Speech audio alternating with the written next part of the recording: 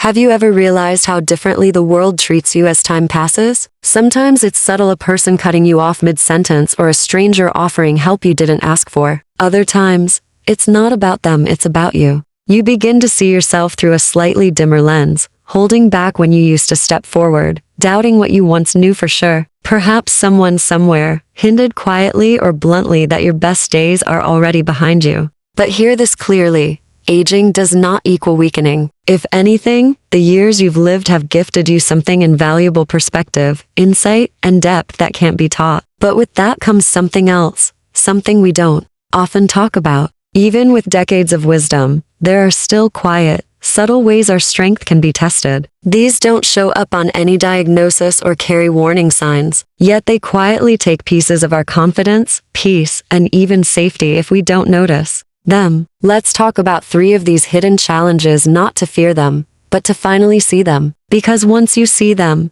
you can change them. And when you change them, you take your power back. Let's begin with one that slips into even the strongest hearts, especially those who care deeply: emotional reactivity. That moment your chest tightens, your voice rises, or your mind runs wild because of a silence or a harsh word. That storm inside, that's emotional reactivity. It doesn't mean you're weak for feeling. Feeling deeply is a strength, but letting those emotions make the decisions, that's where the struggle lies. Over time, and especially as we get older, emotional sensitivity may rise. Maybe it's from a lifetime of being dismissed, or from watching too many people fade from your life. Maybe it's just that your heart feels too full of things unsaid. But here's the reminder: you are not your emotion. You are the one noticing it. That space between what happens and how you respond, that's where your strength lives. You always have the power to pause, breathe, and choose differently. So imagine this: someone forgets something important to you. You feel that sting of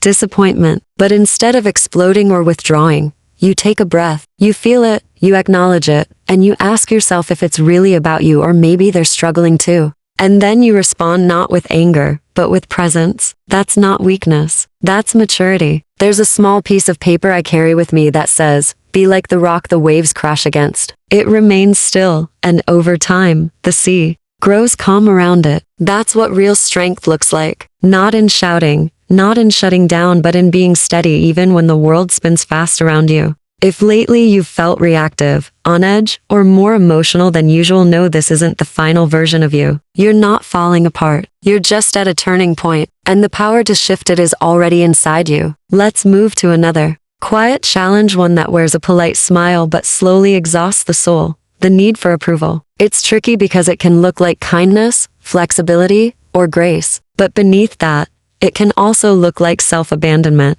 Maybe you've kept the peace in your family for so long that you've forgotten what it feels like to stand your ground. Maybe you're still waiting to finally prove yourself to people who stopped listening years ago. It shows up in the moments you don't speak, even when something matters. When you say yes even as your whole body says no. When you twist yourself into someone else's expectations, just to avoid their disapproval. But that kind of approval seeking doesn't just take your energy, it takes your identity. And you don't owe the world your silence just so it can stay comfortable. You don't need every person to understand you. You don't need every person to like you. That truth may feel harsh, but it brings peace. You've lived too much, grown too far, and seen too clearly to keep playing small in someone else's script. Picture this: walking into a room without worrying what anyone thinks. Not because you're arrogant, but because you're grounded. You don't justify, over-explain, or try to soften your truth. You speak with honesty. You live in alignment. You don't hide your edges. Yes, it's hard, especially if you were raised to keep things smooth, to be polite, to put yourself second. But what if being respected matters more than being liked?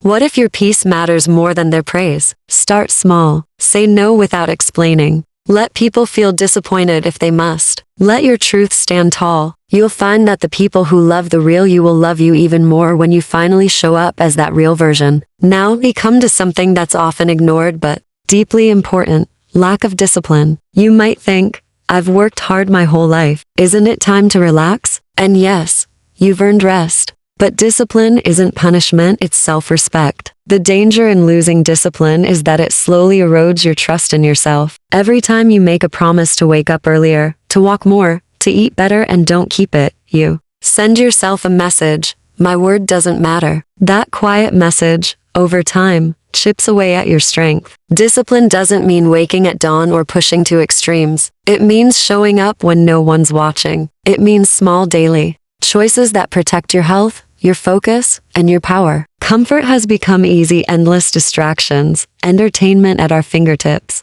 But comfort can also dull your sharpness. I've seen many slowly fade not because of age, but because of drift. Days without structure become years without direction. But you can rebuild that edge. You still can. One promise at a time. Wake a little earlier, not for obligation, but for peace. Move your body not for vanity, but for vitality. Cut back on distractions not out of guilt, but to reclaim your focus. These small choices, they stack up. They restore your confidence. They make you someone who trusts their own word again. And here's the truth behind all of it: emotional reactivity, approval seeking, and lack of discipline, they all open quiet doors that others can walk through. A reactive person is easy to push. A people pleaser is easy to manipulate. A drifting life is easy to take over. But the moment you begin to see these tendencies for what they are, not who you are, you take your power back. Quietly, consistently. When that happens, everything shifts. You don't raise your voice to be heard. You don't chase people to